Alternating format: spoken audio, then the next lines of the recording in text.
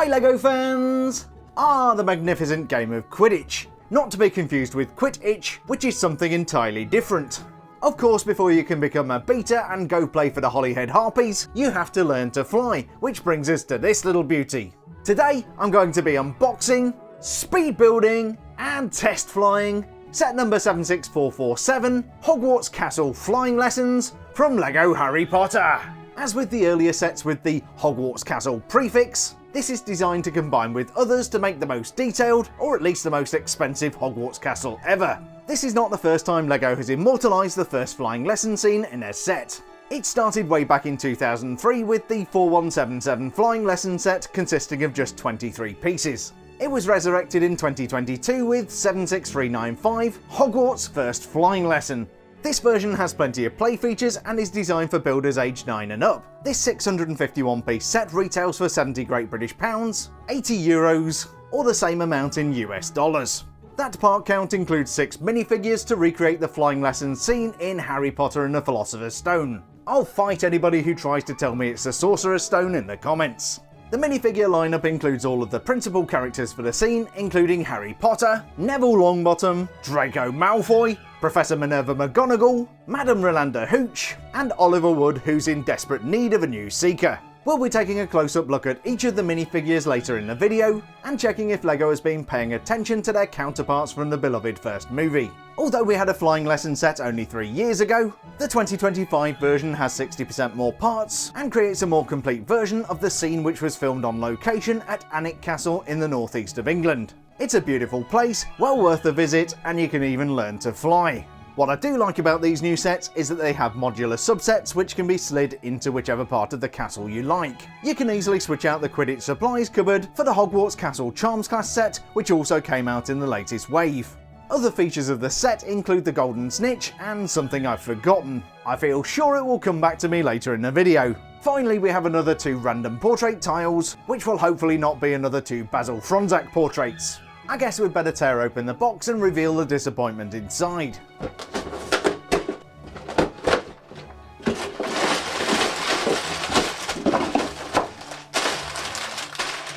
Here's everything you get inside the box. Just like Lord Voldemort, the soul of this set has been split into 7 numbered bags of LEGO. We also have a 134-page instruction booklet, and a random 1x2 part which is worryingly loose in the box. It's truly time to fly, so I'm going to put together the 76447 Hogwarts Castle Flying Lessons set, and today this is going to be a 90-second speed build.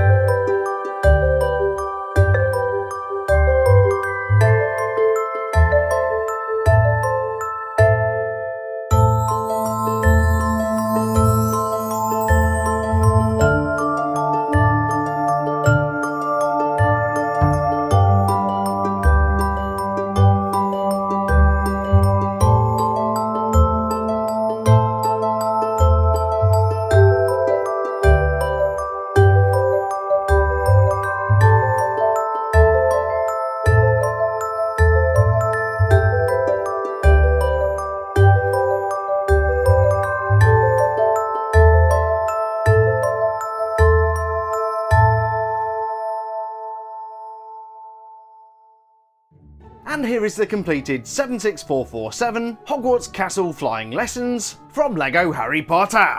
Build time today was 90 minutes and leaves us with a nice little set. But is the $80 price tag for a 651 piece set worth it? Let's find out by reenacting the 4-minute and 30-second flying lesson scene. The student's first flying lesson was set in the grounds of Hogwarts Castle of Witchcraft and Wizardry, or more accurately the grounds of Alnwick Castle in the fictional year of 1991. Good afternoon, class. Good afternoon, Madam Hooch. Welcome to your first flying lesson. After some instruction on stepping up to the left-hand side of the broomstick and coaxing up, it becomes clear Harry's a natural and Hermione don't got it. Now, once you've got hold of your broom, I want you to mount it. That's one thing these minifigures do badly, especially with those short non-posable legs. Even on the front of the box, this looks very awkward indeed. These broom heads are relatively new, having been introduced in 2022. That was in the 76408 12 Grimmauld Place set. These two-piece brooms are quite a departure from the moulded element of years gone by. When I blow my whistle, I want each of you to kick off from the ground hard. Keep your broom steady, hover for a moment, then lean forward slightly and touch back down. On my whistle. Notice how the whistle printed on Madam Hooch's torso is exactly the same as the one used in the movie. Immediately, we see Neville's shoes rise off the ground. Mr. Longbottom! Mr. Longbottom!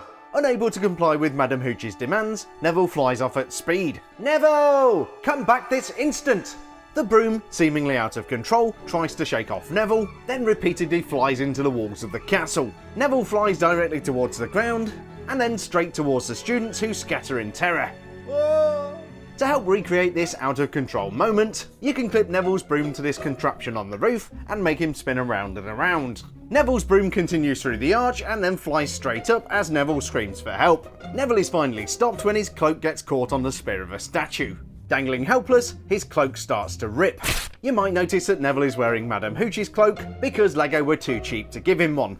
In another example of LEGO being cheap, you may have noticed this statue on the roof earlier. That's not included in this set, but is included in the 30706 Quidditch lesson set. Neville's cloak finally gives out and he falls from the statue. Here in the movie, we are subjected to some absolutely terrible CGI. I mean, look at that thing. Thankfully, Neville gets saved by the basket-shaped ironwork closer to the ground. Unfortunately for Neville, his cloak rips again, and he falls about 20 feet, in my estimation, to the ground. Everyone out of the way! Ow, ow, ow! Oh dear, it's a broken wrist. Good boy. Malfoy, smirking, spots a Remember All on the ground. This element first appeared in 76395, Hogwarts' first flying lesson in 2021. An earlier version also appeared in 4711 Flying Lesson from 2002. A Remember All is a magical glass ball which contains smoke that turns red when its owner forgets something. Neville's was a gift from his gran at the beginning of the 1991-1992 school year. Come on now, up you get. Everyone is to keep their feet firmly on the ground while I take Mr. Longbottom to the hospital wing. Understand? If I see a single broom in the air, the one riding it will find themselves out of Hogwarts before they can say Quidditch. Did you see his face? Maybe if the fat lump had given this a squeeze, he'd have remembered to fall on his fat arse. Give it here, Malfoy! No, I think I'll leave it somewhere for Longbottom to find. How about on the roof? What's the matter, Potter? Bit beyond your reach? Harry looks up and starts to mount his broom. Hermione, who must have used a time turner to get here as she's not included in the set, stands up to Harry. Harry, no way! You heard what Madam Hooch said. Besides, you don't even know how to fly. Harry immediately executes the perfect takeoff. What an idiot! Give it here, Malfoy, or I'll knock you off your broom. Is that so? Harry starts towards Malfoy. Have it your way then. Malfoy throws a Remember All like he's making the opening pitch at a baseball game. Harry tears after it and finds himself hurtling towards an upper floor window of the castle. Professor McGonagall can't help but be distracted by the young Harry Potter. Harry catches a Remember All and does a flip in front of the window. Remember All in hand, Harry flies back to the cheering group of students. Well done, Harry! Harry's joy soon turns to terror as McGonagall comes storming through the archway. Harry Potter, follow me! Harry, sensing his certain doom, follows McGonagall towards the archway. By the power of editing, Harry and McGonagall are immediately transported 55 miles away from Alnwick Castle to Durham Cathedral. Durham Cathedral is where all of the scenes in the cloisters are filmed, at least in the early movies. It's well worth a visit, and if you go there, you can actually climb up to the roof. The towers you see when Harry releases Hedwig in this scene are actually the towers of Durham Cathedral. I've been up there, it's very high and very scary. You wait here. Professor Quirrell, excuse me, could I borrow wood for a moment, please? Oh, yes, of course. One detail LEGO totally missed is that Wood is wearing his Gryffindor robes in this scene. The minifigure in the set doesn't quite align with that. Potter, this is Oliver Wood. Wood, I have found you a seeker. Well, that was good fun. I especially like the parts where there was no grass and then there was grass. On the other hand, Jeremy clearly isn't cut out for green screen work. We did miss some details when touring the castle, so let's dive in and fill in the gaps. The colour scheme of the build does kind of match Alnwick Castle, which was built in around 1360. As you can see, the real thing has picked up a lot of dirt over the years.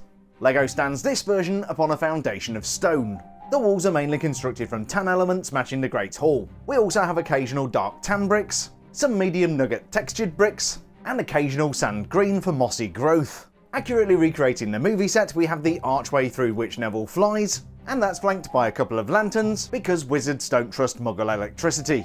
Protruding from the castle walls, we do have a couple of clear plastic thingamabobs. You can snap the brooms to these, complete with minifigures, to pretend they're flying. Around the back you can activate an action feature and give Draco a serious case of motion sickness. Better not be sick, Draco, you don't want vomit slithering down your robes. Over on the other side we find a much more substantial chunk of stone. Protruding from this is a tree in much the same style as we see in the other Hogwarts sets. One of the interesting features about this set is the points of articulation. I'm not sure this does anything particularly useful, but the set is hinged into 4 different sections. Okay, so this is future Jeremy, and I've just realised why these pieces are hinged. The walls wrap around the largest tower to make a nice compact set. There's even an exposed stud at the bottom to help it lock together. This reduces the footprint considerably and makes it much easier to display. On one side we have a 2-storey tower where Neville likes to hang out, and then a more substantial tower. This contains 2 rooms, one of which we saw a few moments ago. Each has flanges which help it slide into place. These miniature playsets open up so you can reenact some of the classes. This, for example, is McGonagall's Transfiguration classroom. These scenes were also filmed in Durham Cathedral in their chapter house. Instead of desks and chairs, we have studs on the floor and little tables. Minerva McGonagall would typically demonstrate Transfiguration by turning a hornbill into a water goblet. This classic style LEGO parrot isn't quite the same, but using the incantation Vera Verto, we can still turn it into a water goblet. Seriously though, it is nice to get this classic parrot in a brand new black colourway. The other classroom doesn't unfold and is not technically a classroom. I guess we'd call this the Quidditch supplies closet. In here we find a golden snitch, not to be confused with the golden snidget, on which the golden snitch is based. We do of course also have a set of Quidditch balls, including a quaffle, and a pair of bludgers. Over on the far wall we have a couple of Hogwarts broomsticks, and then a pair of beater's bats as being displayed by Neville. The Quidditch supplies closet is housed in a nice airy space, surrounded by decorative arches. The arches upstairs are smaller, but no less decorative.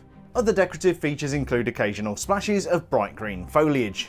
The inner walls of the castle are much less interesting, and considerably less decorative. The final interior features of the castle can be found in this 2-storey tower. On the lower floor we have a trophy room complete with Quidditch shield. This is a stickered part and you can't actually make out the names, which is probably good.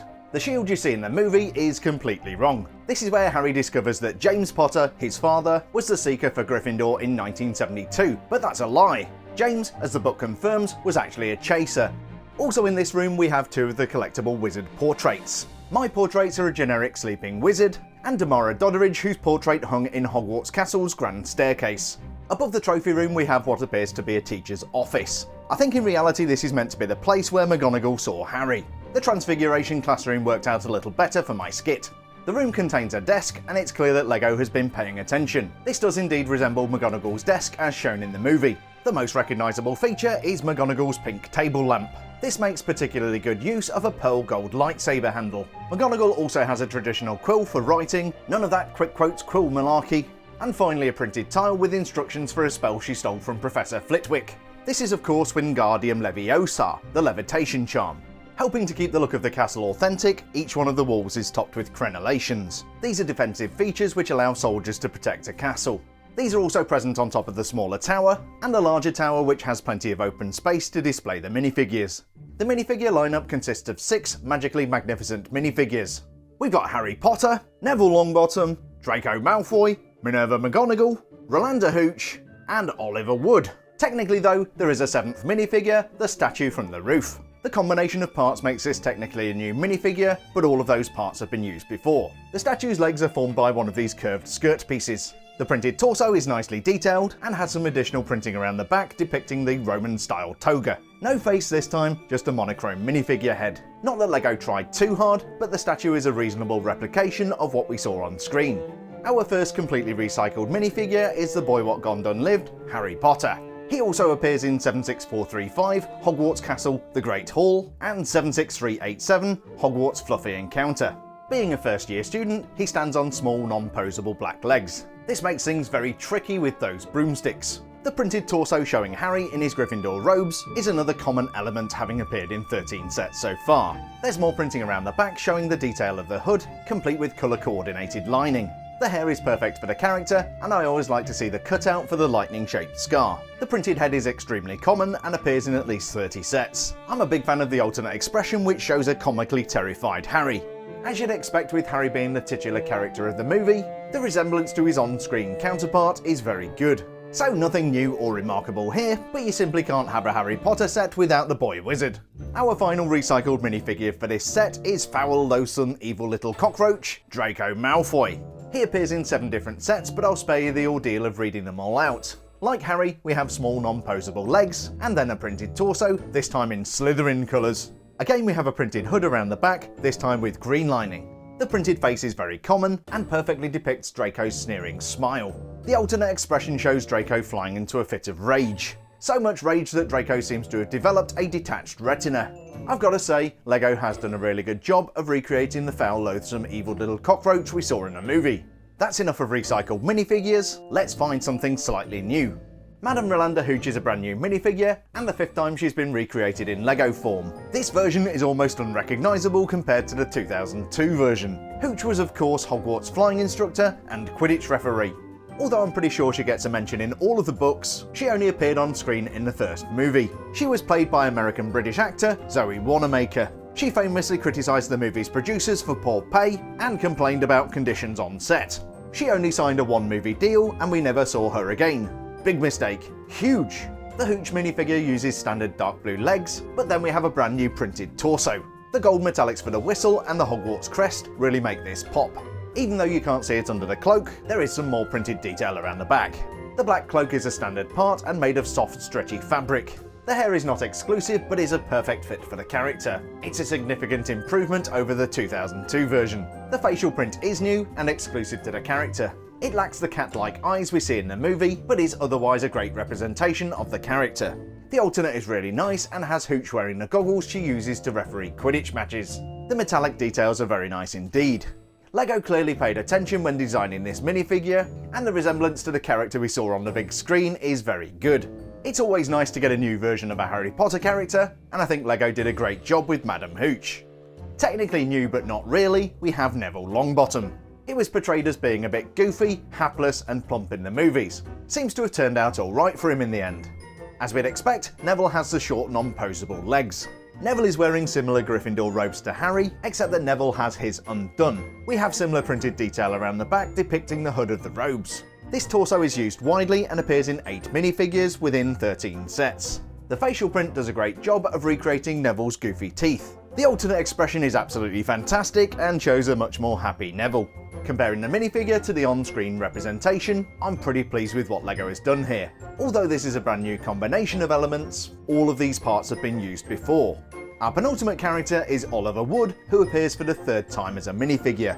This costume is a bit of an odd choice as it depicts Wood from a later scene. He stands on generic dark brown legs, but then we have a new torso print. This is what Wood was wearing when he was showing Harry the basics of Quidditch. There's not a lot to the sweater, but it does capture that chunky knitted look. We find more of that knitted design around the back. Although generic, the hair does seem a good fit for the character. Speaking of generic, LEGO has used this facial print for a bunch of different minifigures. Unfortunately, it does fail to capture the youthful looks of Oliver Wood in that first movie. That face just doesn't do it for me.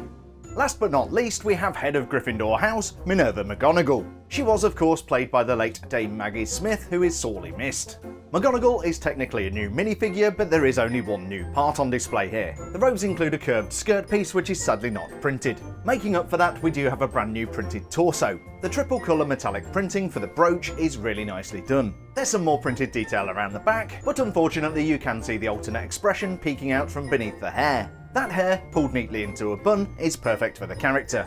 In fact, the whole minifigure bears a good resemblance to the character we know and love from the movies.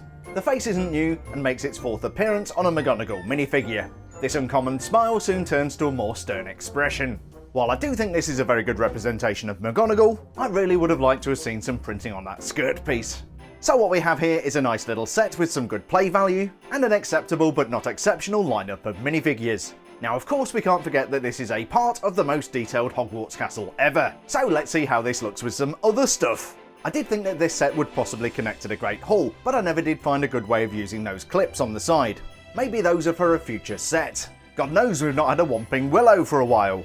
And so that was set number 76447, Hogwarts Castle Flying Lessons from LEGO Harry Potter. I really enjoyed building this and recreating the scene, in between procrastinating and getting COVID. Yes, it's still out there, folks. I will endeavour to get the next video out much sooner, so be sure to subscribe for more LEGO Harry Potter goodness. Thanks a million for checking out the video, stay safe, and I'll see you on the next one.